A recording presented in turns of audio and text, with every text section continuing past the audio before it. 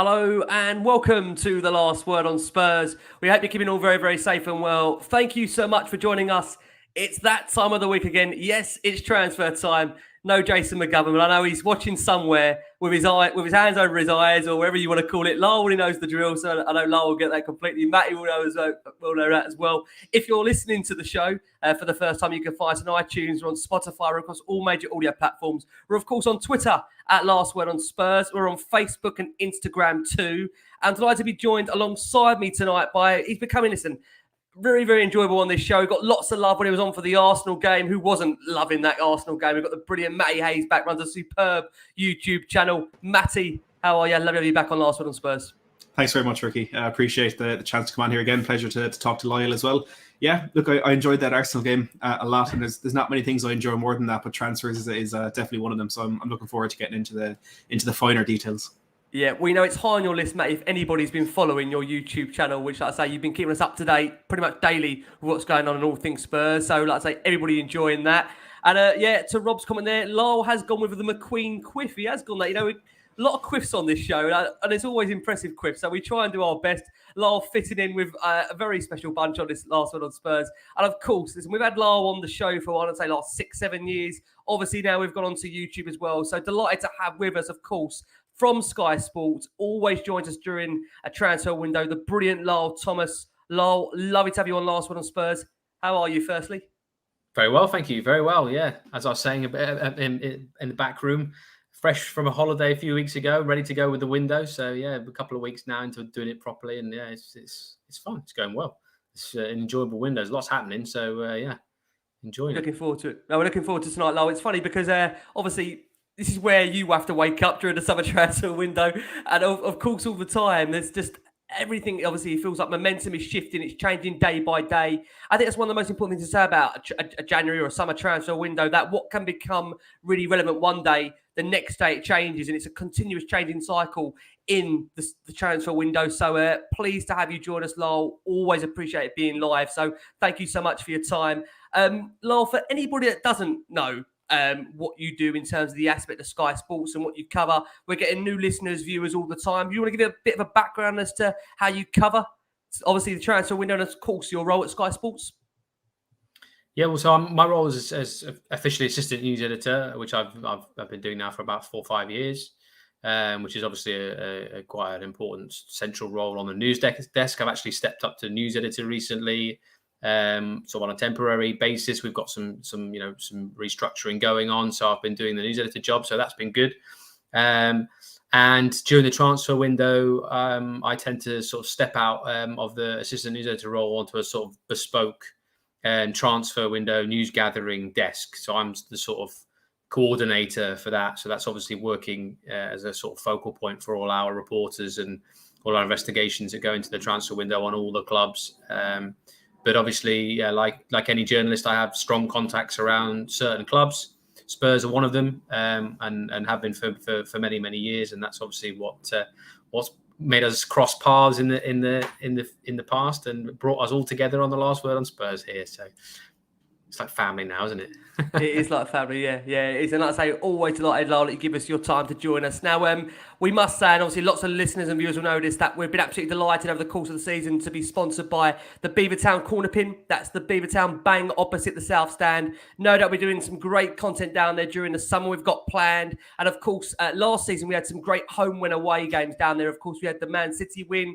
We had the Liverpool draw, of course, at Anfield. We've had some great days down there already. And so obviously keep an eye on the key away games down there, because Beavertown will be giving you the opportunity to get down there. Mates, enjoy the beer, enjoy the food. They've actually got an exclusive offer at the moment for you lovely bunch watching live on, of course, listening to an audio. So if you head over to beavertown.co.uk and use the code TOP4 in capitals, and yes, any Arsenal fans in here, you can obviously go there as well. Top4, all in capitals. You can get 15% off all beer on their website for a limited time. Terms and conditions do apply. That website again, www.beavertownbrewery.co.uk. Right.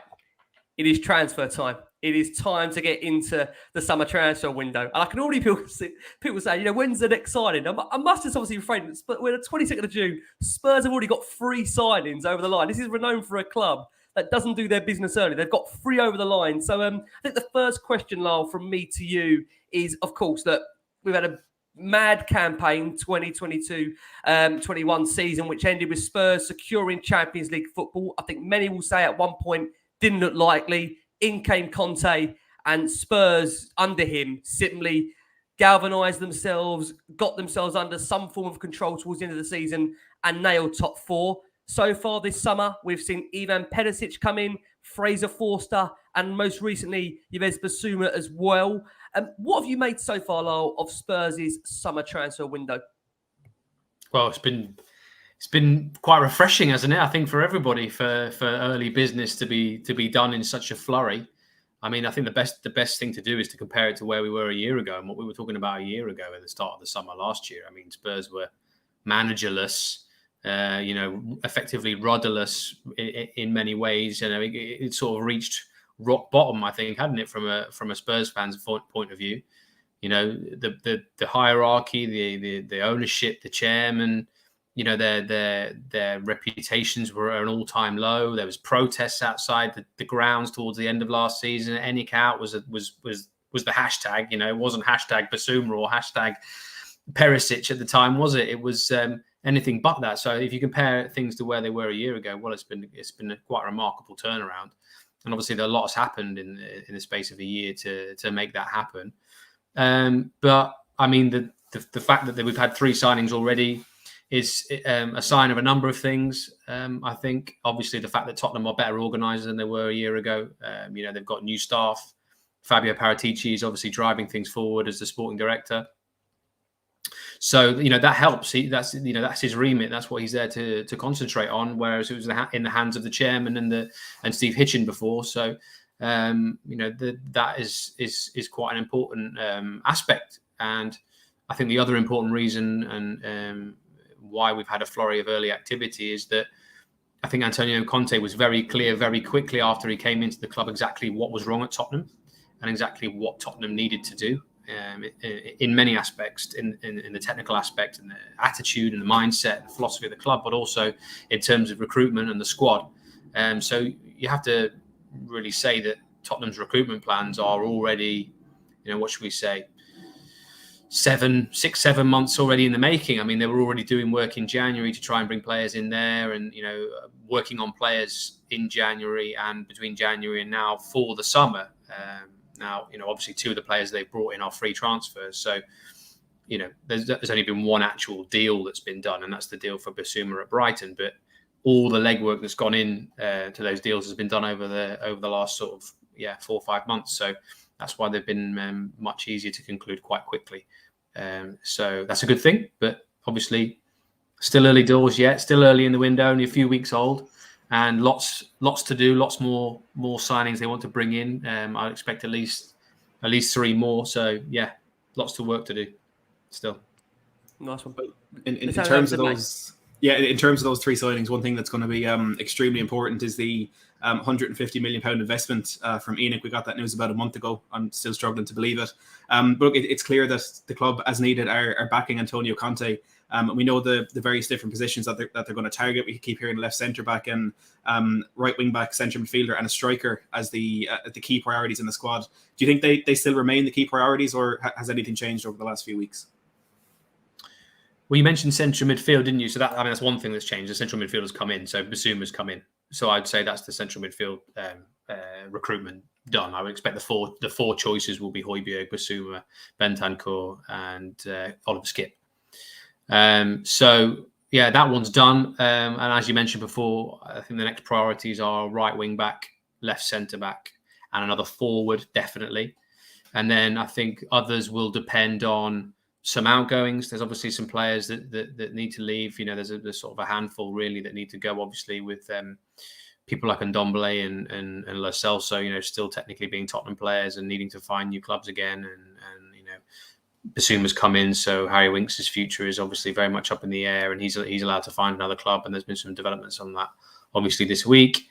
Other players like Steven Bergwijn, Joe Rodon, and there's obviously question marks over a number of the fullbacks. I would say both right wing backs and Sergio Reguilon on the left wing back as well. So it will also depend, the total number of players they bring in will obviously depend on that. I know Tottenham, as well as wanting to bring in established, experienced, players, top players that can push them on in the Champions League and push them towards competing for the title. The players that Conte really wants, the ones that are going to cost money. As well as that, they do want to bring in some younger players as well to develop, especially younger English players. The sort of next wave of the young English talent that can come in and develop and also back up, the first team, and players that have got some know-how about playing, preferably playing in the Premier League, but if not, then playing in English football. So that's the plan. Going back to your question, like I said, at least those three positions that I mentioned as a priority, and then there could be some more on top of that as well.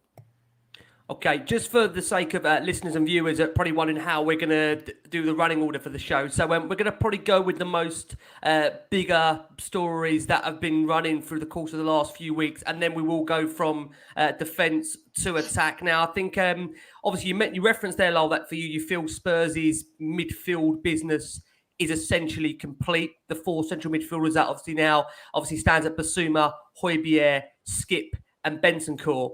One of those players, I'll be honest, that we hope we were going to add to that list would have been Christian Eriksen. Now, the big news coming out this week, as far as we understand it, what's been reported is that essentially Spurs were in contact with Eriksen's camp around a fortnight ago. And since that point, subsequently, they haven't followed up on an initial inquiry. I mean, there's been obviously links to the likes of Manchester United, Ajax making contact, and also a couple of other English clubs. Can you tell us where we are right now in Eriksen's future, and if Spurs have any remote interest at all in the Danish midfielder at the moment? Oh, that's it. Well, there's interest there, but it's the interest in what part of the squad he's gonna take, because obviously there's been a lot of speculation. There's been a lot of clubs mentioned. There are a lot of clubs interested in here, and there is a lot of there's a lot of options potentially on the table for him. I think Tottenham could potentially be an option for him. Manchester United obviously is another option for him. They have made him an offer. Brentford have made him a very good offer as well. So I would say obviously those are the three clubs that are being mentioned the most with him. Now, you've got to look at this from all sides, I think, and you've got to really look at it from Christian Eriksen's point of view, especially because given everything that he's been through, and I think I touched on this on social media the other day, given everything he's been through, and I don't mean playing for Brentford, I mean what he went through for Denmark and the fact that he almost died on the pitch, and he didn't know if he was ever going to play again, and he's had to work incredibly hard to come back. The priority for him is the World Cup with Denmark. Is to make that comeback for Denmark at a major tournament. And in order to do that, he has to be playing every week in every game, starting every game. And that's what he wants to do. So Tottenham, if you look at the system that they've got, the first question you have to ask is, has Eriksen done enough to justify Antonio Conte adjusting his system to play Eriksen in every game, or try to start him in every game, certainly every Premier League game? I don't think he has. I think that is a big ask of Conte, and that disrupts something that Conte has already been building for 6 months. So I can't see that happening. So that means that if he comes in, he's going to have to fight for one of those four central midfield players, right? So he effectively becomes fifth choice if you look at it. I mean, Tottenham have already made commitments, financial commitments, contractual commitments, technical commitments to Bentancur in January and now Yves Bissouma. You would say that those are the first two choices. Obviously, depending on who you're playing, but you'd say those are the first two choices. They're going to have to play. The outlay's already been made. They've made a commitment. They bought them. They've spent money on them. And then obviously Højbjerg is a leader in the dressing room. He's very, very fundamental to the Tottenham dressing room in the way that Tottenham have played so far. And he also has a crucial role, I think, in there. And then Oliver Skip is also one that Tottenham have wanted to develop. The Conte rates very highly, another one for the future. So you've got four very good midfield options there. So you look at it from Christian Eriksen's point of view, that is a very, very tough ask for him to get into one of those four positions. So will he want to go into Tottenham as a squad player? I'm not sure. And that would be his decision. I mean, obviously, I can't make this decision for him. I'm not going to speak for him here. The difficulty as well at the moment is, like I said, there's a lot of speculation around, a lot of information flying around. But Christian Eriksen and his representatives are very secretive. keep everything that they're considering, everything that they're discussing, a very closely guarded secret. So closely guarded that I would say that not even the clubs that are potentially interested in him will really have an idea of what his decision is going to be before he makes it. And the other thing to say is that he did have a successful time at Brentford, and there's a personal commitment there from his point of view. There are a number of his Denmark teammates playing in that team. Thomas Frank is Danish. He has a very strong relationship with Thomas and has done since he was a youth player, because he's known him since Thomas coached him at youth level for Denmark. So you look at it from Eriksen's point of view. He's an honest guy, has a lot of integrity. Who is the first person that are going to be told whether or not he's going to sign for Brentford and sign for somebody else? It's probably going to be Brentford. It's probably going to be Thomas Frank and the people that have given him that platform to get back onto the world stage, if you like, or at least the European stage, the domestic stage in England. They're going to know first. And as far as they're concerned, and this is fresh up to date today, they don't know what his decision is yet. He hasn't made his decision yet. And I would say they will be the first to know. So that's why this Eriksen situation is at the moment. And, only Eriksen knows what his decision is going to be, if he's even made his mind up yet. Okay, well, first of all, I really appreciate, that concrete update. I think as Spurs fans, there is that argument why she say Spurs have got 4 decent central midfielders there. I think there's only the argument, amongst the fan base that when there's a real need to break a team down, who is that creator? Who is that lock picker that's going to essentially be that person that's going to play that ball in between the lines? I think that's why many were really favourable of Eriksen coming back. I absolutely understand it. Yeah, can't disagree. I can't disagree with your point that for him, probably with the World Cup, he's going to want first team football, right? That's going to be pivotal to his choice. Yes. No, I absolutely see it from a Spurs fan's point of view, and even Tottenham's point of view. Eriksen would be a fantastic player to have in the squad. People talk about strength in depth and building a squad for multiple competitions, and that's obviously something that Tottenham need to do. But really, fundamentally, it matters. It's secondary what Tottenham want at this point. Primarily, it's down to Christian, because he's a free agent. He's got lots of options. He's got clubs that will play him in every game. In Tottenham's favour, and obviously also in Brentford's favour, and any other club in London that's interested is, I understand that he is happy, settled in London, would prefer to stay in the London area. He wanted to come back to London. There was interested in him in January from other clubs in England as well, and obviously clubs in European countries, not Italy, of course. But he wanted to come back to London because his family feel very settled there, and I think obviously his family life is more important to him than ever, I would say. So that's obviously a factor in it as well. So yeah, there really is nothing more to say than that. I can understand all sides, and yeah. So. Okay. Well, Lyall, thank you so much for that conclusive update on Eriksen. We'll have to wait and see what happens in relation to the Danes' future. Let's head back over to Matty. Matty, over to you. Yeah, look, one of the few transfer sagas that seems to drag it on for a lot longer than Spurs fans would want is that of Jed Spence. We're hearing the Tottenham are set to hold further talks with Spence in the near future, and Daniel Levy is the man leading these negotiations, as opposed to Fabio Paratici, who, of course, have been doing much of the business for Tottenham. He's concentrating on other targets, which, again, I think is exciting for Spurs fans. But the initial talks between Tottenham and Borough, maybe a bit of a difference in the valuation that they have on the player. Spurs still keen, though. How do you think this one is going to pan out? Is there any maybe up-to-date information on this move? Yeah, well, I say this is the most interesting active one at the moment, I'd say, if you want to put it that way. Obviously, I did an exclusive update on Sky Sports News yesterday about where the discussions were. The fact that there were set to be more discussions. I'm waiting to find out whether those discussions have taken place yet or not. I think they were supposed to happen today. And really, it's a case of whether they can find an agreement this time on the valuation. So there was a round of talks before. Again, I think a lot of people seem to jump the gun on the previous round of talks. That perhaps it was more advanced than it was. There'd been some rounds of conversations between Spurs officials. The conversation, there was no formal offers. There was nothing in writing, I understand. But the conversation was, along the lines of, from Spurs' point of view, this is where we value Spence. what's your valuation of him? Tottenham's valuation was somewhere around 10 million with a little bit of add-ons, I think. And I know that Middlesbrough's valuation is more like 15 with extras. How much extras remains to be seen. And that's another aspect I think that is potentially complicating things. Is I mean, the 15 million mark seems quite fair, I think, as an initial initial payment, but it's how much Middlesbrough want in extras, which I think will be quite decisive in discussion. So, as I said, I think that they may have taken place today, maybe tomorrow. I'm trying to find out whether that's happened or not. I'm hoping to get an update on that before close of play today. Maybe it'll be tomorrow. But I mean, obviously, in Tottenham's favour, Spence is very determined to play for Tottenham. He wants to sign for Tottenham, so that obviously gives Tottenham, some safety, some security in terms of the negotiations. They're quite confident that he wants to go there. I'm confident that he wants to go there as well. But there are other clubs around as well. Obviously, Nottingham Forest very determined to have him if they can after he was so successful there last season. Brentford are also interested.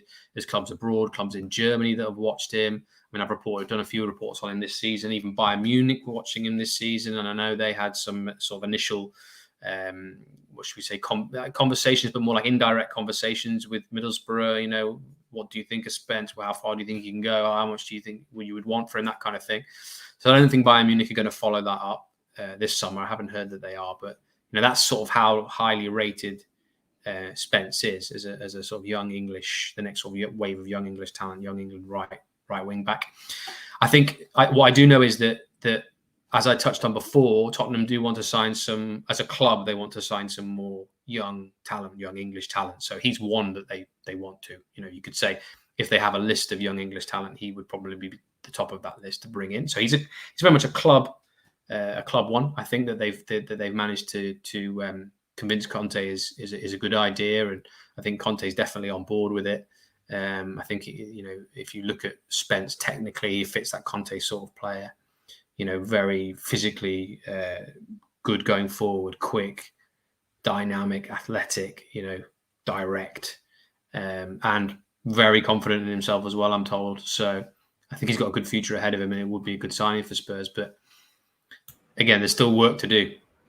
Really, we shall see. Hopefully, in the next sort of 24, 48 hours, whether these talks have taken place and what comes out of them, whether it's been positive or whether actually there's still some difficulty there over agreeing on a fee. You mentioned there that, so just quickly, you mentioned it's a club one that they're going to convince Conte on. Is that why Daniel Levy is leading the discussions on this one, or are there other reasons about why he's taking the driver's seat?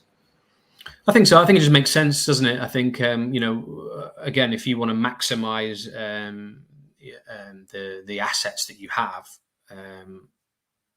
in your recruitment staff to bring players in, then it would make sense for Fabio to concentrate on his strengths and where his strengths are, which players, which other clubs abroad.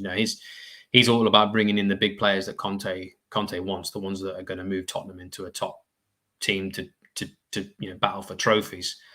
Whereas if the chairman and people like Rebecca Caplehorn and people like that are better placed to be involved and get a deal over the line for the young domestic talent, then yeah, it makes sense. Obviously, you're working on a number of fronts, so I think that's what's going on at the moment, as far as I understand.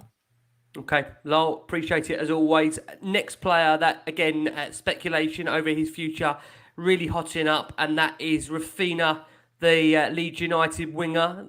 We've seen Barcelona, Arsenal, Chelsea and Spurs credited with some interest in the player. Can you give us an update as to where we stand with Raphinha? Is he a genuine Spurs target during this summer transfer window? He's definitely on the list. Definitely made inquiries about him. I know that much. He's one of a number of forward options they've been making inquiries about. Recently. Again, this is an interesting situation with a lot of clubs involved. Barcelona really want to sign him. I understand he wants to sign for Barcelona. That's his first choice. But obviously, the financial situation that Barcelona are in at the moment means that they can't do a deal for him. They can't even register the free agents that they're bringing in. They've agreed deals for Andreas Christensen from Chelsea and Frank Kessie from AC Milan. And I don't think they've made any sort of announcement at all on those players yet because they can't register them because of the financial situation that they're in. I mean, again, I can go into more detail if people are interested. And I did an update yesterday on it. In a nutshell, the situation is that at the moment, Barcelona can only spend a third of any of the money that they bring in from any sales. So they're looking to sell other assets that the club have, merchandising assets, TV right assets, and that kind of thing. They're basically trying to level off a large chunk of the last remaining debt that they have. And what that will hopefully do from their point of view is reduce the spending ratio that they have from 1 to 3 to 1 to 1, which means they'll be able to spend what they bring in. So it makes sense for them to delay selling players actually at the moment, believe it or not, as much as they actually need money coming in. It actually makes sense for them to sort of delay things. I think that's why we're seeing the De Jong, the potential De Jong transfer to Manchester United drag on until they get this new investment from selling these other assets, and then they will obviously be able to sell De Jong, for example, or sell one or two other players, and then be able to put bids in for people like Rafinha or Lewandowski at that point. So it's a really waiting game. I mean, Barca are very much holding up the market to a large extent at the moment. So it's quite interesting. And if I was a Tottenham fan, I'd be keeping an eye on reports in Spain about Barcelona's financial situation, because once that is solved to an extent and Barcelona can actually be active in the market, it will actually spark a flurry of activity that may affect things at Tottenham. So we'll see. I think what clubs are like Arsenal are doing. I mean, we reported last night. It's my colleagues Dharma Sheth and Tim Thornton reported last night that Arsenal had made an approach to Leeds to sign Rafinha. So it makes sense for the other clubs to try and do a deal with Leeds at this point, and then try to persuade Rafinha to come. To try to persuade him that look, you can't guarantee that Barcelona's problems will rectify themselves.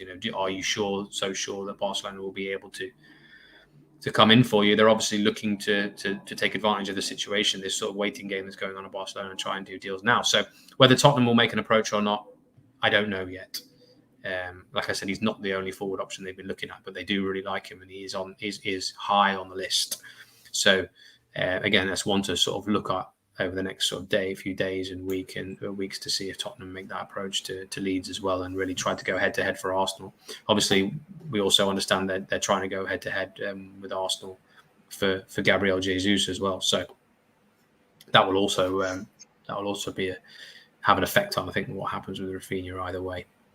Okay, interesting. What we will just do, we will go for our first break of the show for our listeners on audio. For our watching audience on YouTube, there's over 1,000 plus of you watching us live. So thank you so much for joining us for a transfer special with the brilliant Matty Hayes back with us here on Last Word on Spurs. Lovely to have Matty join us. Of course, runs a wonderful YouTube channel. Must be keeping an eye on Matt's coverage throughout the summer. I've been covering the window daily, waiting for Lyall to break any Spurs-related news. And of course, we've got the man back again. Transfer window time. You know what that means? It means Lyall Thomas is back from Sky Sports. We have to plead, Lyall, come and bring us some information on Tottenham. Come and give us the latest news. We've got the wonderful Lyall Thomas. Thank you so much, as always, for watching us live, listening to us wherever you are around the world. We're going to hand back over to Matty to kickstart the second half of the show. Matty, over to you. Yeah, look, let's start with the defence. Move our way up through the field. Lyall, your colleagues in Italy have reported that Tottenham are interested in Udinese left-back Destiny Udogie. Juventus apparently also keen on the 19-year-old. Director of Football Pracci has met with Udogie's representatives who are currently in London or were in London and have been working to lower the valuation on him. I've also seen kind of different rumours on the structure of any sort of deal that Tottenham might go for on this one. Is there any movement on this deal? No movement at the moment, no. As far as I understand, that meeting took place quite a few weeks ago now. I think it was more or less a fortnight ago. It might have been a little bit longer than that, actually, if I look back through my spreadsheets. But yeah, he's definitely one that Tottenham like. Paratici likes him a lot. I think he's liked him a lot in Italy for quite a while. He's sort of, as I was saying before, they want to bring young talent in, not just English, but potentially some young talent in from abroad as well. I think there might be an opportunity this summer to bring a player like Udogie into Tottenham as one for the future. So I think the plan, if they do that deal, as far as I understand, the plan would be probably to loan him back out somewhere, probably back to Italy, which might make sense for the player. But then there are other big Italian clubs that are interested in him as well. I think Inter like him. I think Juve like him as well. So I think from the player's point of view, it might be, where is my quickest road into the first team football going to be? Is it going to be Spurs? Is it going to be Juventus? Is it going to be Inter? Or is it going to be somewhere else? He has been playing for Udinese, so I think he's, it's not like he's an academy player who's not broken through yet. He already has. Very talented, from what I can tell. I mean, I've only watched him in sort of highlights on things like Y Scout, but does look impressive in what he can do. So, but no movement on that as far as I know lately. Okay, Lyall, appreciate it as always. A defender that I'm hoping you're going to say is a player that is on Spurs' radar and one that they're very interested in is Bayer Leverkusen defender. And here's the first attempt, guys. So I hope this is the first attempt of many to come ahead of this guy's side. And Piero Hincapi. You can tell we laugh. No one of them nailed that pronouncement. How was that? I was waiting for you to try and pronounce it. I think it's Hincapi. Hincapi. Okay, there you go. What I've been told, but yeah, listen, again, another player I think who's on Tottenham's list that's been monitored, but not high up as far as I know. I mean, there's sort of the list of the top targets that I've seen. He's not on that list of top targets. So just to confirm, that's for the left-sided centre-back. You're referring to that particular list. He's not on the top of that. Yeah, so the priority for Tottenham this summer is to sign a left-footed centre-back. Obviously, Ben Davies has been playing there, but they want somebody top, a left centre-back, a specialist in that position to come in. And the top targets that I have seen for that position has been Bastoni and Josko Gvardiol, and Sven Botman has also been on that list as well. But I think the top one has been Bastoni, and we've seen over the last few weeks, what's been happening with that. The Tottenham have been making attempts to try and do that deal, but I think at the moment it's looking very difficult. The player seems very content to stay at Inter Milan. Inter seem quite determined to keep him. Obviously, being a left-footed centre-half, he's somewhat of a specialist. They're really quite a commodity, and they have been for a while, but it seems this summer everybody wants left-footed centre-halves, and there are obviously less of them than there are right-footed centre-halves. So, there's a sort of a clutch of them around the top clubs are all looking at. Bastoni being one of them. Obviously, he's young. He's already played for Italy. He's already played a lot of first-team games for Inter. He's already won a title, with Conte there. So, it's logical that he would be the first choice. He's worked with Conte before, but it looks really difficult.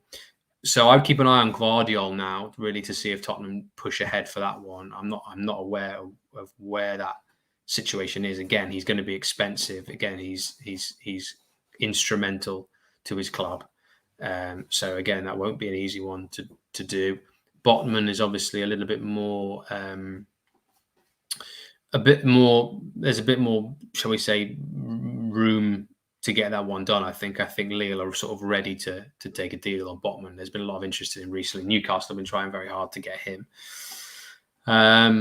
And then there are other left-footed centre-halves who are out there who Tottenham have watched. I mean, loads of them have been sort of mentioned, I think, in the press. There's Longley, isn't there? Clement Longley at Barcelona. I think as the window drags on, if Tottenham miss out on their preferred choices, then he might come into play. Maybe on loan, maybe Barca would take a permanent deal. Obviously, would look to sell players. So that's one to keep an eye on as well. Evan Ndika, I think, is another one. Maybe we'll touch on him in a little while. I'm not sure. But, I think I reported a couple of years ago, the first time that Tottenham was starting to watch Ndika, with clubs like Liverpool been watching him, Southampton very keen on him recently over the last few transfer windows. Another good player. And there's still a few other left-footed centre-halves around.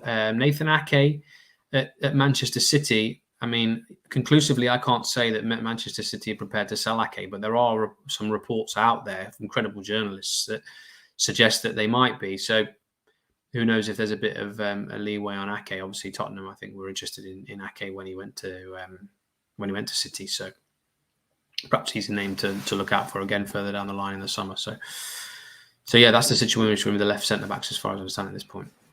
Okay, Matty, I know obviously that was pretty much the next question on the list. Anything you want to ask Lyall in relation to those left-sided centre-backs? Well, you touched on Evan Ndika there. Personally, I think it's kind of interesting that we've been so kind of heavily rumoured to be looking at Serie A players, and all of a sudden there's quite a few Bundesliga centre backs that have come into the fray, like in Chappie, if I've said that right.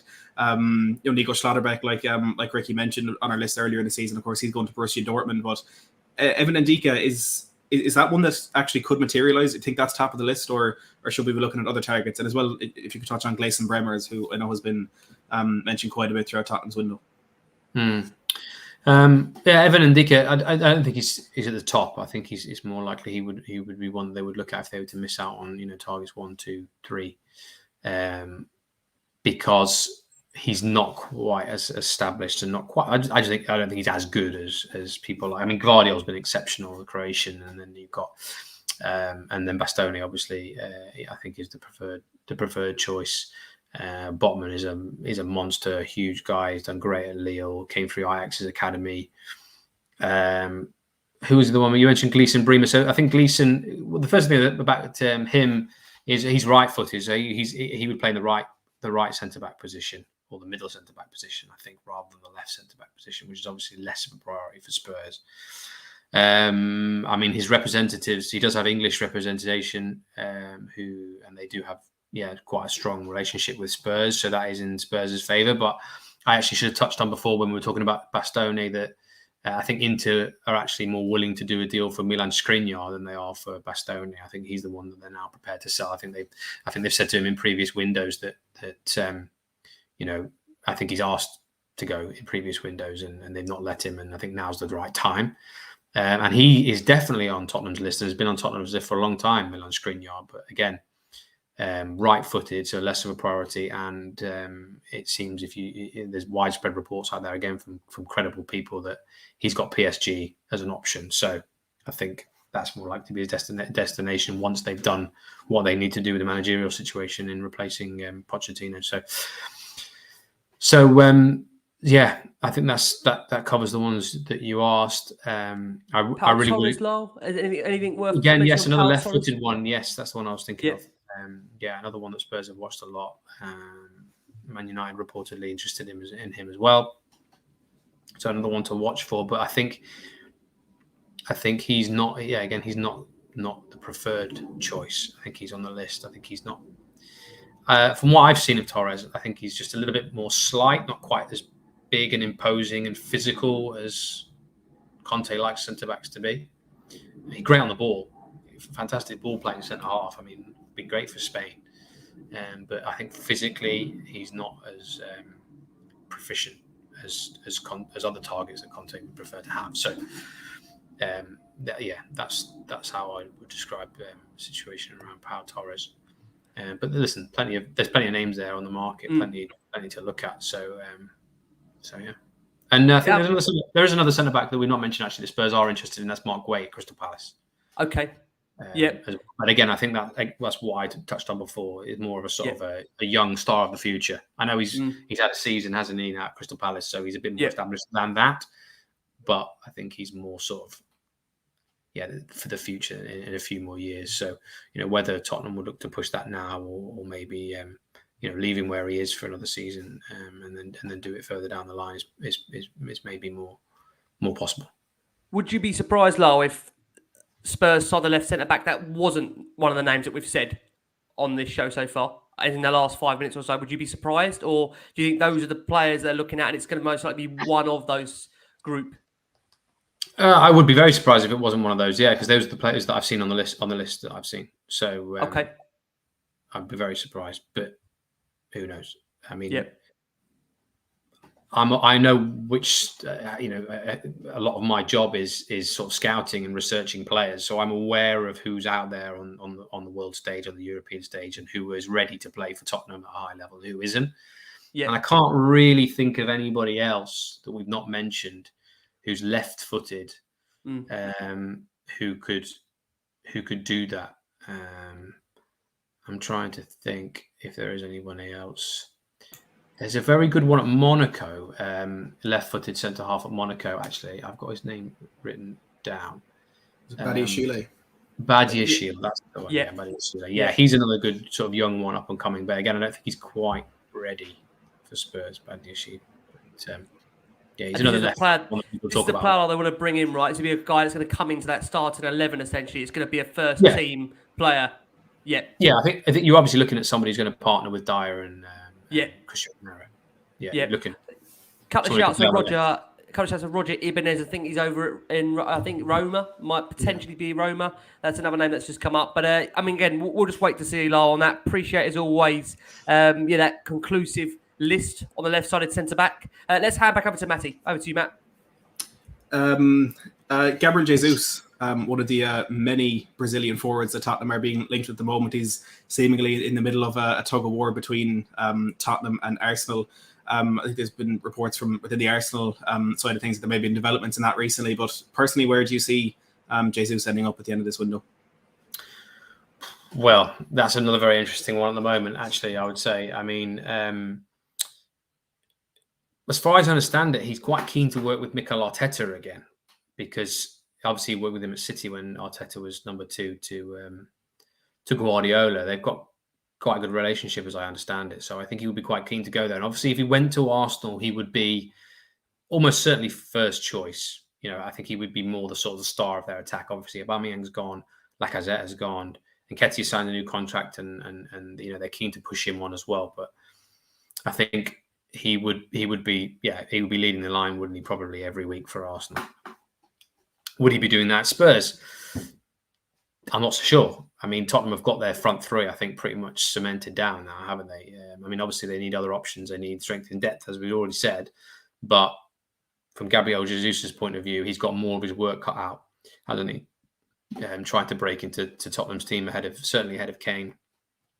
But I think he fits the bill from Spurs' point of view as a player that can fit a number of different positions. So certainly if you've got an injury across your front three, he's going to come in anywhere, isn't he? You're going to play off the right, off the left, or through the middle.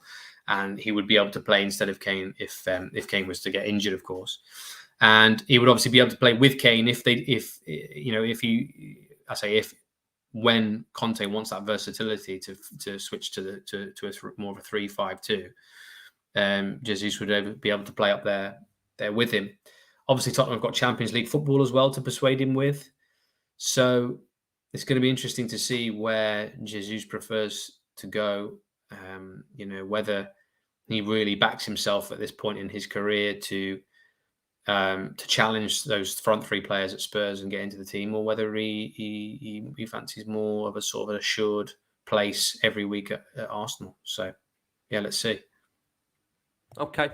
Lyall, I kind of chucked Matty in the deep end there. I was meant to ask you about a player first, and Matt came in about Gabriel Jesus. There's one then that I was going to ask you about forward, and that, of course, is Richarlison. Now, there's obviously reports at the moment that he wants to leave Everton for a bigger club this summer, with apparently Arsenal, Chelsea, and Spurs all interested. Of course, I think he does love Everton, but the case for him is that he's got obviously trying to cement his plans for the World Cup for Brazil. Interesting to know how genuine Spurs' interest is, because we touched upon Rafinha earlier. Lots of conflicting reports out there that essentially for Spurs, it's going to be one of the two if they are to sign Rafinha or Richarlison. It won't be both. So, I mean, there's been reports out there that it's been really exaggerated, Spurs' interest in Richarlison. Can you tell us where we stand on the Everton forward and whether there is a real genuine interest for Spurs to bring him to the football club this summer? Well, I actually wish that I could give you a decisive answer on that one, but again, that's an interesting situation, because some people that I talk to say that Tottenham are interested in Richarlison, and some people say that they aren't. Right. Okay. So, even intermediaries around both clubs and even people at both clubs are not quite sure whether they are or whether they're not. Right. Now, from Everton's point of view, they need the money to sell. They need the money from selling him, and either him or Calvert-Lewin, or maybe even both. They need that money to reinvest in the squad. So it suits them certainly for Tottenham to be interested in Richarlison, or certainly for there to be reports out there that Tottenham are interested. I wouldn't expect anybody at Everton to be sort of trying to kill those reports off, because it helps them drum up interest. But as far as I understand it, there are not clubs queuing up for Richarlison at the moment.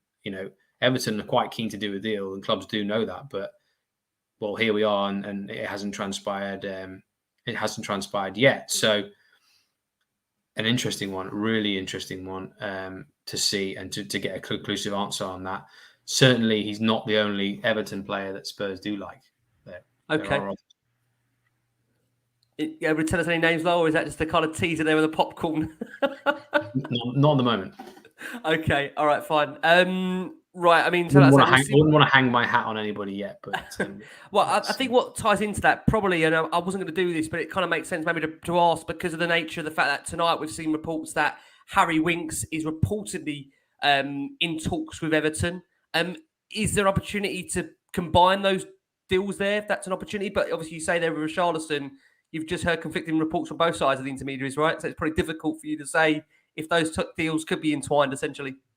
Yeah, well, there's good dialogue between Tottenham and Everton. There has been for a long time. I mean, I think the relationships between those two clubs in terms of board level are quite good, and certainly there are again strong lines of communication, should we put it that way, via intermediaries between the two clubs as well. So, they did the deal for Dele Alli quite seamlessly. So, but I think Harry Winks, to answer your question, is very separate from that. I mean, Harry Winks. His future is about Harry Winks' future. I don't think there's going to be any other discussions that come into that. Obviously, we touched on it earlier. Bissouma's come in now. Winks can find a new club. Yep. I think Everton makes sense for him in many ways. They're definitely interested. I think Michael Bridge reported earlier on Sky that the green light's been given by Frank Lampard to try to get him, and for some talks to be held between the clubs. I think Frank Lampard will be a great manager to develop Harry Winks as well.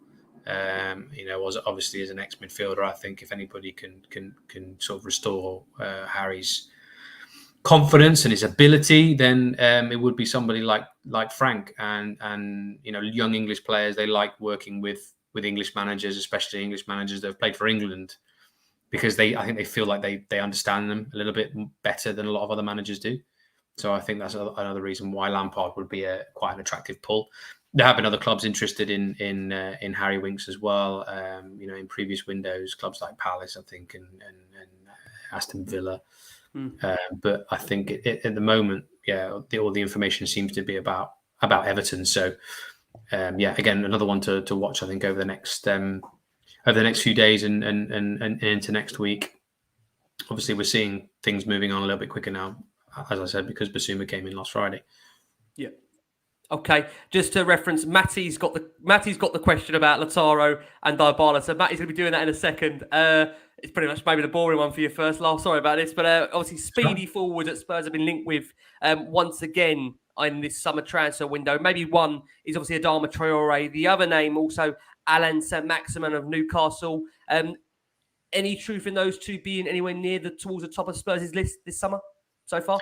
No, not towards the top. I mean, Adama Traore is obviously someone we discussed quite at length, wasn't he, in January, because he was one of a limited number of players in those positions that was available, and obviously he was going to be able to fill the right wing back position. I think that was the idea in bringing him in January. But now we're in a different window. There are more players available. Tottenham have got more options to look at, more preferable options. We've talked about a few of them already. Rafinha being one of them. And I don't think Adama Traore really set the world alight when he went to Barcelona on loan as well. So I think that's also affected things a little bit. With Traore, again, a talented player, different sort of player to a lot of others. He's got a lot of unique qualities. The end product, I still feel, isn't quite there. That's my opinion, and I know that's the opinion of other people in the game as well. That I think really he needs to start producing that really. And again, with Saint-Maximin, clearly exceptionally talented, a world beater at times, but a world beater at Newcastle. Whether he can be a world beater at a Champions League club like Spurs or other, I don't know. There's still some inconsistencies there. Again, end product, sometimes it can be exceptional, sometimes it can be less so. And obviously he is absolutely fundamental and focal to Newcastle's plans going forward. So I think for anybody trying to get him out of Newcastle will be an extremely tall order. And I just don't think that anybody wants him that much yet. Okay. Over to you, mate. Yeah, I never thought I'd say this sentence, but in a transfer window where Tottenham are seemingly in a brilliant financial position, it seems the financial struggles of teams like Barcelona and Inter Milan are kind of holding us back a little bit. It's really strange. But with Romelu Lukaku seemingly closing in on a deal to join Inter Milan, and Paulo Dybala, I know maybe a little bit in the balance at the moment, but looks like one that could still get done. Inter Milan need to sell. We mentioned Bastoni and Skriniar already. Lautaro Martinez maybe could be one that they're forced to let go of. It's probably a deal that Tottenham more actively pursued last summer, but how realistic would it be for Tottenham to go back in for the striker this window? For Lautaro Martinez, that you're asking about in particular? Yeah. Well, I mean, Giuseppe Marotta, I think, came out yesterday and completely ruled out any ideas of him leaving, didn't he? I think he said publicly that he's absolutely fundamental to Inter, even despite Lukaku coming in. I mean, the pair of them played together, didn't they, when Conte was the manager and they won the league? And I think they're quite keen to restore that partnership because it worked for them. So, I think Lautaro Martinez is going to stay at Inter. I think that was quite conclusive from the CEO yesterday. I don't think it was just any sort of like posturing or anything like that. I think I would expect him to stay put, and I can't see him joining Spurs in this window, to be honest. And again, he's a player that he's one of the top strikers in Europe. So wherever he goes, he wants to be the star. He wants to be first choice. And Tottenham have got 3 top first choices in their 3 front positions, especially in the middle in Kane. So, again, I think we've touched on this in many windows before. It's a challenge for Spurs to bring in another striker, another forward, because any player that's going to go there is just looking at Kane and thinking, well, how am I going to get in the team ahead of him? Do I want to be a backup option? Obviously, from Spurs' point of view, they will want the highest quality backup competition for those positions as they can get it. But from the other players' point of view, I mean, it's quite a daunting prospect. It's a daunting prospect trying to beat Son to a position as well, I think. And probably Kulusevski as well, though he's a bit younger. I just wonder, Lard, if Matty agrees as well, that, you look at players, essentially, I mean, there's the Blackburn striker, and I'm going to absolutely kill his name now, so please forgive me. I think it's Ben Brereton Diaz. Brereton Diaz. I mean, a player like that essentially is doing really well at Blackburn, rated really highly, could essentially come into Tottenham and wouldn't maybe command the first team place, but would at least have that belief to challenge the likes of a Kane to that striker role. It feels like this summer, Lard, I don't know if you agree, that Spurs are looking predominantly for a forward that can play across the line rather than an almost direct number 9 that can challenge Kane. Is that the feeling that you get, when speaking to intermediaries about Spurs in the market, or could you end up seeing Spurs with a genuine striker come the end of it? What's your feeling on that? Will it be a person that can play across the 3, or will it be a genuine striker? Yeah, well, I mean, even talking to people, you said intermediaries, but even talking to sources at Tottenham, they want somebody who has versatility, somebody who is going to be able to play up there if Kane's not able to play up there, but somebody who could play with him, play off him as a sort of second striker role, could play off the left, could play off the right. That's what I understand. I mean, obviously Gabriel Jesus fits that bill. I mean, I would say he's the archetype, the prototype, the profile. As in scouting circles, people talk about what's the player's profile. If you just look at Gabriel Jesus, that's the kind of profile. So it'll be him or other players like him. Okay, fantastic. What we will do is we'll go for our next break of the show for our listeners that are on audio. For our watching audience on YouTube, nearly over 1,200 of you, plus watching us live on this summer transfer window update with the brilliant Matty Hayes, runs a wonderful YouTube channel. You can catch him for all the latest updates in Tottenham Hotspur. I've got the brilliant Lyall Thomas from Sky Sports joining us yet again during the transfer window. We're always loving to have Lyall on, always provides us with conclusive updates on Tottenham and never fails to let us down. So Lyall, thank you so much as always for your time. Really appreciate it. We're going to focus this part of the show just on some outgoings, and then towards the end of the show, if we get time, if we get time for Lyall's time as well, we'll see if we can, any names that come up, Lyall can maybe give us his verdict if they're on Tottenham's potential list of targets. First, a quick fire round, don't we call it? That was what's been the last year. I said to Lyall, I said we did actually have a quick. We did actually have a quick fire round for Lyall, but if you guys have got some names that you want to throw out towards the end of the show, well, by all means do that. Lyall, we can look at some outgoings now. One of the names that's become prominent over the last few weeks as a potential outgoing is Emerson Royale, who has almost become a little bit of a folk hero with his drop the comp compilations towards the end of the season at Spurs. I think fair to say that ability-wise, I think going forward, there's still that concern. Defensively, I thought it was actually quite solid for Spurs towards the end of the season, but appreciate Spurs and fans like us. We might want to have more of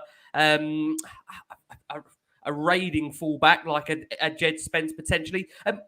What point I'm trying to get to, Lyall, is do you think Emerson Royale will be a Spurs player come the end of this summer transfer window? Difficult to say, really. I think if Tottenham get a good offer for him, they would take it. I think that's the case for a few players, obviously. People like Matt Doherty, Sergio Reguilon as well. But I'm with you. I think he improved. I think there's still a player really there to develop. I mean, I think going forward, his end product got better. Defensively sound, defensively a good player. I mean, he's a fullback. You know, he was signed as a fullback. He played as a fullback for Barcelona and played as a fullback for Betis, was it, on loan? But obviously now he's playing a wing-back role, and the wing-back role under Antonio Conte is much more attacking. So can he develop into a top wing-back, or is he more of a fullback? I think that's the question that's really sort of hanging over him. I mean, I understand he's happy at Tottenham, settled at Tottenham, likes it at Tottenham. I think you can see that. I think the social media videos are a dead giveaway, really, which is always a good sign. So, but again, obviously Tottenham are looking at right wing backs and looking to bring a new one in. So, yeah, hard to say at this point, really. You know, there is reports of Atletico Madrid's interest out there. I've been trying to verify that. I haven't been able to verify that so far as to whether that interest is actually really concrete. But hopefully some people in Spain will be able to help me with that over the next few days. Yeah, from the right to the left and to Sergio Reguilon, who is another player I think will inevitably attract interest in this window. Of course, signed him 2 years ago in a deal that we're probably still to pay much of the fee for. For me, I kind of expected Reguilon to push on under Antonio Conte. It almost felt like the perfect fit of the wing back, that if Conte was looking to buy a player, Reguilon would kind of be in that bracket, but it just hasn't quite worked out. It was seemingly happy in North London, and one thing I actually always bring up at Reguilon, when Bergwijn scored that winner against Leicester in the Conte cam, you can see Reguilon in the background already on the pitch before the ball goes in the back of the net, and that kind of love for the club is something I really like. But there's rumours that he could be on the way out of the club this summer. Have you heard anything along those lines? Yeah, again, similar to Emerson, I think there's obviously a bit of a cloud over his future, really, and I think if Spurs were made a good offer for him, that they would certainly listen to it, and and probably talk to the player really and see how interested he would be in it as well, and then take it from there. I mean, from his point of view, obviously Ivan Perisic has come in. I would expect Perisic to be the first choice at left wing back now. And I know Conte rates Ryan Sessegnon very highly. And again, is another young one that the club want to develop. And Conte is quite keen to develop him too, I think. So that leaves Reguilon a little bit in limbo, really, doesn't it? Despite everything you just said, despite his clear passion for the club. I mean, a great attitude, great professional. He's the kind of player you want to have in your team. Certainly, from a sort of a personality point of view, you definitely want a team full of Sergio Reguilons. I mean, he's quite a good spirit, I think, in the dressing room, quite effervescent. Lots of personality. He keeps the place positive. But he's had some injury problems as well, I think, which hasn't helped him as he's been in and out of the team. He sort of hasn't had that real sort of consistent run to convince the new manager that he's the one, which is obviously shown by the fact they brought Perisic in. So, again, we'll keep our eyes on Reguilon, and it certainly could go either way, I think. Out of interest, Lyall, before I ask you about Davinson Sanchez, just on the fullbacks, essentially if they do sign Jed Spence, they're going to end up with 3 potential players over on that right wing back slot, obviously with Emerson Royale, Matt Doherty, and then Jed Spence. I mean, you would tell me if I'm wrong, you'd imagine that it will be a case that surely Royale or Doherty, one of those two, will be likely to move on, right? Yeah, you would expect so. Yeah. At that point, I mean, obviously, once Spence comes in and other clubs realise that Spurs have got three options for that position, then that obviously encourages other clubs to then make their interest and presence known a bit more strongly. And so, yeah, I mean, yeah, there are reports about interest in Emerson. Nothing seems to have cropped up about Doherty yet, but let's see. Certainly, if they bring Spence in. Okay, brilliant. Davinson Sanchez, there was some rumours, of a potential move to Monaco this summer. I mean, again, that's all I've really seen in terms of Davinson Sanchez. The only reason I ask you that question again is Spurs are looking at bringing in a left-sided centre-back, another defender, and obviously we still, you'd imagine, want to be keeping Ben Davies as part of that squad due to the phenomenal season he had. Seems a real Conte favourite. Sanchez, is he going to be almost a player that's going to be really shy game time next season if he stays at the club? We wouldn't expect him to be first choice, I don't think. Obviously, he plays in that right centre-back position, hasn't he, so far under Conte? And obviously, Romero's your first choice there. I was quite impressed with actually Davinson Sanchez when he came in, though, in the odd times that he did towards the end of the season. I actually thought he did really well. He's obviously, playing in that right centre-back position. I mean, all the roles in Conte's team are very specific, but the right centre-back position is the one that sort of steps up into midfield, that looks to come and cut out balls that are being played, into the front players. Someone who has to read the game very well, anticipate things very well, like Romero, really, who's been a Rolls Royce in that position, really. But I have heard the Monaco interest. A few people have mentioned that to me. It's been reported on. I'm not sure how strong that is. So, I take that with a pinch of salt and have taken that with a pinch of salt so far. But I would expect to see someone like Joe Rodon probably move on out of Tottenham from the centre-back positions before someone like Davinson Sanchez. Okay. Yeah, one of those players could be Joe Rodon, who reportedly is one of two primary targets for Nottingham Forest back in the Premier League after his 23 years. We'll need to improve the squad. Although, of course, the squad that did very well, they need to improve the squad to fight in the Premier League. Rodon, the player that Cooper knows very well, it was 54 appearances he made for Swansea before signing for Tottenham. Is that a player that you think could be maybe higher on the list of ones that could be on the way out of the club this summer? Yeah, I would expect so. I'd expect Joe Rodon to move on. Yeah. Forest, yeah, absolutely interested. I mean, you hit the nail on the head. You laid it all out there. Steve Cooper's had him before, knows him from Swansea. Good relationship, knows him really well. Makes sense for Forest. Will be a great addition to their squad. Needs to play, at his age. So yeah, I mean, all the sort of ducks line up perfectly for that one, don't they? And so unless there's another club that come in and scupper that, then I think Forest have got a good chance. There was some other interest in him in January. I mean, obviously, when Newcastle was scrambling around for players in January just to get whoever they could in to improve what they had and try and stay in the league, I think Joe Rodon was on their list then. Whether he's on their list now, I don't know, because obviously Newcastle are in a much stronger position now, and can look to do deals for bigger and better. But I would be surprised if we see Joe Rodon. Certainly in a Tottenham shirt again, and certainly being named on any squad lists come toward the end of the window. I'd be surprised if he's still at Spurs. Okay, you very kindly, Lyall, given us the update on Harry Winks as things stand. As we know, Winks looking likely to move on this summer. We'll hand back to Matty so we can ask you next about still, I think, Spurs' record signing. Over to you, Matty. So much so, Matty is still a record signing, and Matty's on mute because he doesn't really want to talk about him. I don't blame you, Matty, but I don't want to talk about him either. At least you got the message. But look, Ndombele made that loan to Lyon back in January, I think, which was a very needed move for Tottenham, and made a good start there. I think scored against West Ham in the Europa League, which we all enjoyed. But not a very good end to the season. Only started in 7 of 11 league games. Not exactly had the best time there, all things considered. Unlikely Lyon will activate that buy option in that deal. What do you think the future holds for Tanguy Ndombele? Well, I don't think it's at Tottenham. Certainly not. I mean, they don't want him back. They've got, like I said, they've got their midfield options. We've already established on who they are. So, it's a question of finding another club for Tanguy Ndombele. I think, like you said, he didn't exactly set the world alight. I think he had a few good games at Lyon, but not consistently. So it will be, it's a question of finding the club. I mean, he's got great people working with him. He's got people like Pini Zahavi, I think, working with him, who's one of the top agents that there is, trying to find him a club, other representatives as well, I think, that will try and find him a home. Again, going back to what I said before about Barcelona, it'd be interesting to see how the summer pans out for Barcelona. Barcelona have had an interest in Ndombele before.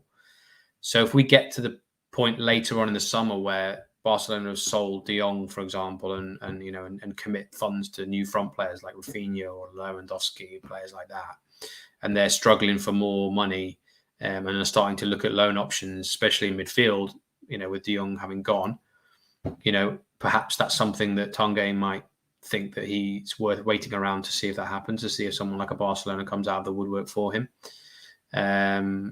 Just because of the situation that they're in. I think there is some interest from other clubs in Spain as well. But I think Tanguy would be prepared to wait for the right club. I think he's quite specific about where he wants to play. And unfortunately, I think his name will be sort of dragged on a little bit towards the end of the window, probably. Okay. And another name, Lyall, out of the what was at the time was meant to be Spurs, is one of the best midfields they were gonna unravel, but it unfortunately hasn't been the case. Giovanni Lo Celso, who, to be fair, he had a great season at Villarreal, great second half of the season at Villarreal, played ever so well there, was really instrumental to really playing his part in their run in the Champions League. And we've seen in the last week or so, there's been links to potentially Atletico Madrid. Diego Simeone apparently really likes him. What's the situation on Giovanni Lo Celso? Tell us about some interest in the player, if there is any. Villarreal, obviously, they would really love to have him back. Like you said, he did brilliantly there at the end of the year. He fits very much into the way that Unai Emery plays. I think he suits Spanish football. I would go out on a limb. I think Giovanni Lo Celso is a quality player. Technically, he's exceptional. I think so. I think in the right team, with the right manager playing the right way, he would be superb. He's obviously a very technically gifted player, a playmaker that needs to play high up the pitch. Sort of Eriksen, sort of a player. I think somebody who needs to play, as a behind the striker, that number 10 role, making things happen, unlocking doors and that kind of thing. And Tottenham just don't play that way. They just don't play that with that position. I mean, they did more under Pochettino, and he was brought in for the Pochettino era, and that swiftly, was brushed under the carpet not long after he came in. So, questions over his attitude, I think, when he was in England, but more questions over whether he actually felt settled in England, whether he felt comfortable there. I mean, just some players that come from abroad, they just don't feel at home in England. If I'm not saying Lo Celso is like this, but if their characters are a bit more sort of, what should we say, just a bit more prone to setbacks, to feeling setbacks a little bit more heavily than others. He's had injury problems. Changes of managers. Tottenham was a dire place to be last season. Tottenham was, for so many reasons, as we know. So, I think he was quite unfairly made a bit of a scapegoat for that a lot. I mean, obviously he made mistakes on the field, which is just going to make fans target you as a scapegoat. But going back to what you said, his future's not at Spurs. Plenty of interest in him, especially from Spain. I think Spanish clubs would line up for him. And I think Villarreal, I know Villarreal have been trying already to do a deal permanently, but they've not been successful to do that yet. But it will. I think that's where he will go. But we'll see. We'll see if there, like you said, if there are other bigger Spanish clubs that are more prepared to deal with Tottenham and Villarreal. Okay, let's hand back to Matty. Matty, over to you. Yeah, the other player we loaned out to Spain in January was Bryan Hill, who went to Valencia, had a massive impact there. And very early on, I think it was after the Copa del Rey semi-final victory, where their fans were calling for him to stay for good. He only registered 1 assist in 17 games, but made some very big appearances for them, big performances in a short time at the club. Again, reaching that Copa del Rey final. Do you think another loan for Bryan Hill is likely, or could we even maybe see a permanent deal for him to move elsewhere? Potentially either. If the deal suited Tottenham, I think that they would do it. I think they would let him go permanently if it was a good deal for them. Strange signing, Bryan Hill. Strange at the time, really, considering what they were trying to do, Tottenham. I mean, they brought in Papi Matar as well as another sort of young one for the future, but he went back out on loan straight away to continue his development. And that probably would have suited Bryan Hill a little bit better. If we hadn't have already seen Bryan Hill in a Tottenham shirt, trying to get into the team, I think people would be thinking of him as more one for the future, one we're developing. Let's see how he will be in the future. But I just don't see how he really fits into the way Conte's teams sort of play. Again, not physically impressive enough, perhaps for a Conte team. Not powerful enough. Definitely suited to Spanish football. Definitely, I think Valencia would be keen to have him back. I think Marseille had been mentioned as well, so he might have a few options in France. So yeah, I would expect to see him on his way out. Yeah, either on loan or, like I said, permanently if it was a good deal for Spurs. With Lucas Moura as well, another winger that's in a lot of the transfer rumours at the moment. He said himself that it looks likely he'll stay at Spurs. I think he was quoted as saying he has a year left and Spurs have an option to extend that by another year.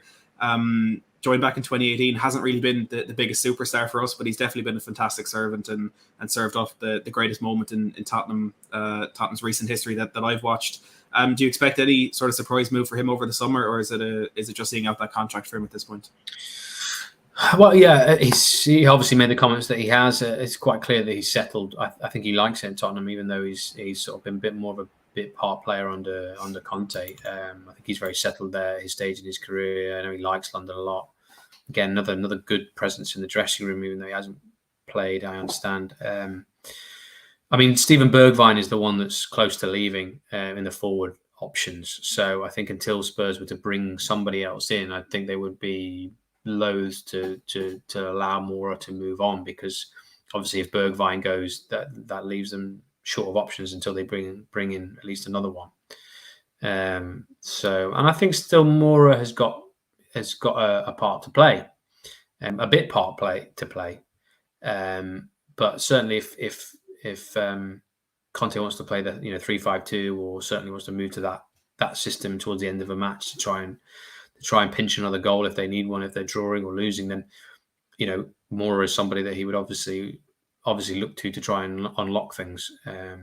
So yeah, no, I think it would have to be a good deal for Tottenham as well, and obviously a good deal for Lucas Moura somewhere where he would play if he was to go. I haven't heard anything, to be honest, on Lucas Moura. Okay, out of interest, I mean, you mentioned Steven Bergwijn there. Again, reports today that it seems negotiations seem to be at an advanced stage with Ajax for Bergwijn. Do we actually know that's a fact now? Are they at an advanced stage? And there has been a few reports in the last couple of hours that essentially Spurs won't allow Bergwijn to leave the club until they bring in their own forward first. Anything you can comment on that and tell us how far down the line negotiations are? And in addition to that, if Spurs are in that situation where they do want to bring a forward in first before they allow Bergwijn to leave the club formally? Okay, well, it's certainly true that things are at an advanced stage. I would say discussions have been going on since January. I mean, Ajax were in for Bergwijn in January. They wanted to sign him and were making offers in January to get him. But he had done well over the Christmas and New Year period, hadn't they? I think was it Kane was injured at that point, I think.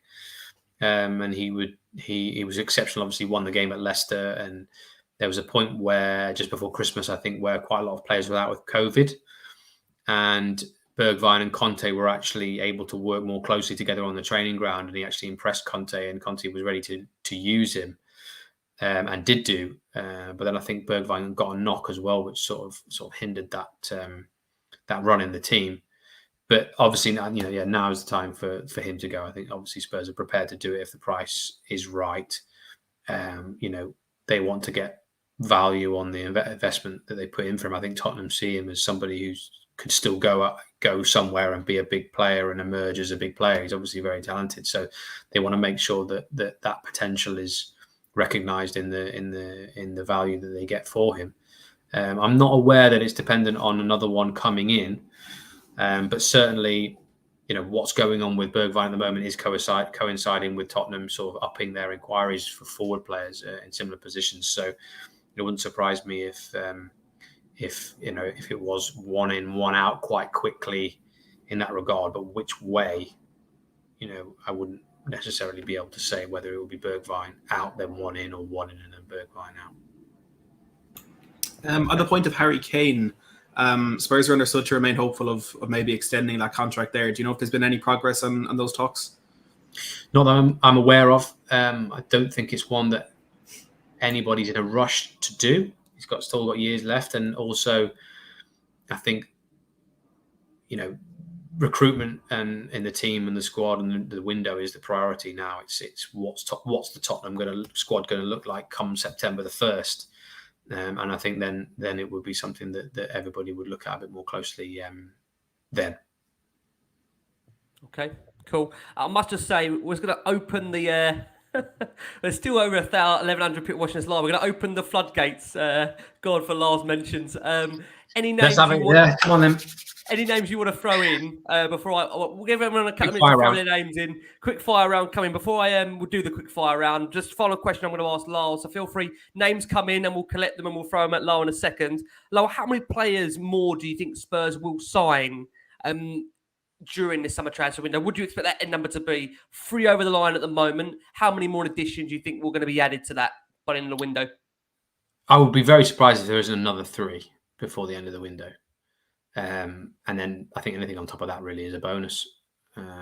So I'll say 3 for now. Okay, cool. Well, good news is, Lyall, we have got a quick fire round. They're pouring in as we speak. Should get some flashcards for this quick fire round. We should really. I think me and Matty will come back. Players, just hold up the picture of the player and Just chuck him. Like the price is right. Yeah, the cards are right. Okay, right. I'll start from João Felix, name mentioned today. Anything João Felix that we should be excited about, Lyall? First I've heard of his name being mentioned, being available. I'm not sure. I'll have to look into that one. Okay, we can share these out, Matty, if you want to go through any then. Matty? Yeah, there's one Christopher Nkunku fans. I think it's one coming from the fans more than journalists, but are there any chance on that one? Don't think so. I think he's going to stay where he is, I think, Nkunku for at least another season. I mean, he's exceptional talent. I will say that Christopher Nkunku was a player that previous Tottenham recruitment staff were quite keen to bring in, shall we say, several years ago, before he'd broken into the first team. I think he was at PSG's youth team at the time. He was billed then as one of the next sort of stars of the future. He was being closely watched by Tottenham recruitment staff, along with people like, we're going back to sort of the start of the Pochettino era now. There was a sort of clutch of young stars that Tottenham were looking at, and Nkunku was one of them. Kai Havertz was another one I think I mentioned back then. Obviously, He's gone on to be the player that he is now. Malang Sarr, I think they were looking at the time as well. Another one that gone to Chelsea, who I think they were looking at to be an understudy to Jan Vertonghen at the time. So there you go. There's some extra tidbits of information for you there. That's a bit old, but no. And Nkunku, what a player. Okay, I'll roll 2 into one now. Paqueta, Weston McKennie, 2 names mentioned there. Anything on those 2 midfielders? Weston McKennie is definitely has been on Tottenham's list since January. He was one they looked to try and do in January as well. But obviously they've done Basuma, so I wouldn't expect them to do another midfield player like Weston McKennie now. Who was the other one you mentioned? I think Luis Paqueta. I think he's at. Correct me if I'm wrong. Is he at Lyon? Essentially, Paqueta, Luis Paqueta. Yeah. Haven't heard anything about him though.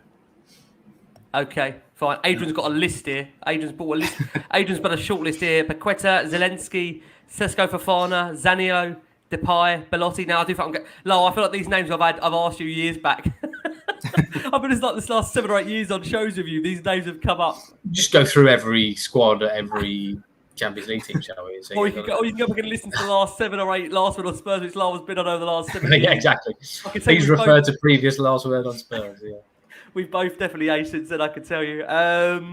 What else have we got here, names-wise? Anything, Matty, you can see coming up that's new we haven't mentioned? There's one that's coming up, but it's mainly just to kind of silence the Spurs fans that are asking me this, but Ashraf Akimi from PSG. You wish, is what I would say. Sounds about right.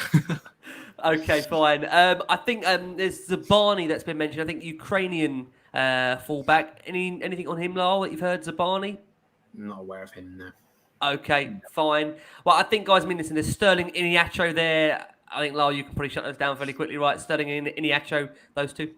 Iniacho, I'd be surprised. But, I haven't heard anything about Raheem Sterling, but I'm just going to. This is going to be purely my opinion at this point, as somebody who works within sort of loosely within the football recruitment world and certainly reports on Premier League football.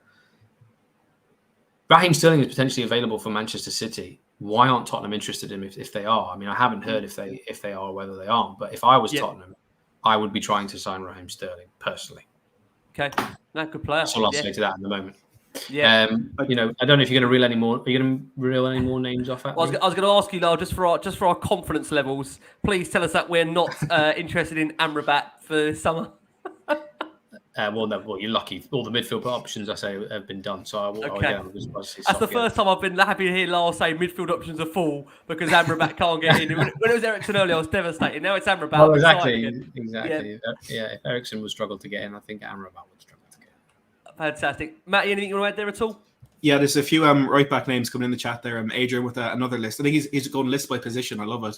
Denzel Dumfries, Joachim Mela, and Wilfried Singo from Torino. Anything on those in the right back position?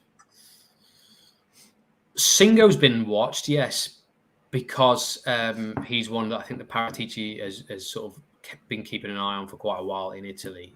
Wilfried Singo, but I don't think he's a sort of a priority target. I think he's one that's just been mentioned just because I think, he a bit like Amrabat and players like that. He's sort of Italian players that Paratici is aware of that he quite likes, but I'm not aware that there's strong interest there.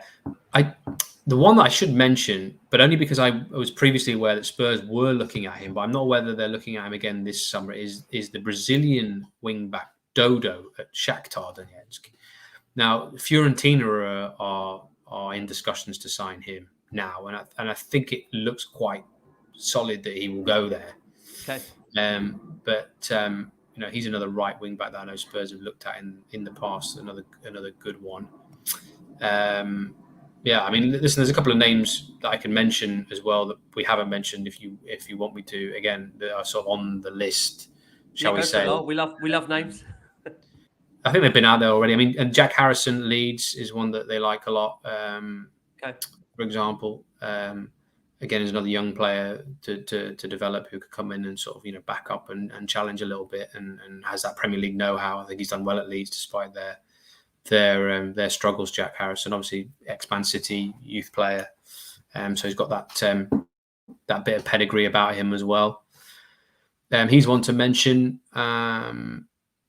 Brennan Johnson is another one Spurs have watched a lot. Nottingham Forest, but I'm pretty sure he's going to stay at Forest now they've come up. I think he's he's obviously quite strongly personally affiliated with Forest, having sort of come through their youth system and been instrumental in their promotion season. And, there would certainly be a high premium on him, on Brennan Johnson. Now, you might ask me, well, where would he play as an attacking midfielder? I personally think Brennan Johnson, given his age, given his technical attributes, I think he could play anywhere across the front three. I would liken him to someone like Ollie Watkins, who you would probably, if you were developing him, you'd probably want to bring him through as a sort of somebody off the left or behind the striker, but he might even be a 9 in the future. I know that there are scouts out there who think that he could be a 9. So yeah. Okay, Lyall, really appreciate it. Last few names from me. Kim Min-jae's popped up. Sasa Kilisic at Stuttgart and Osterman, striker. I've given you a centre back. I think I've given you 2 forwards there, right? You have. I think you've given me Victor. I'm not sure what I've given you the last 8 years. This is a great test for me. I'm not even sure the players that you're asking me about. I'm trying to guess here. Victor Osterman, the striker at Napoli. That's the one. I think that's the one you're asking me. Again, great player, fantastic player, one of the top forwards out there. Will he play ahead of Kane? No. Who else have you asked me about there?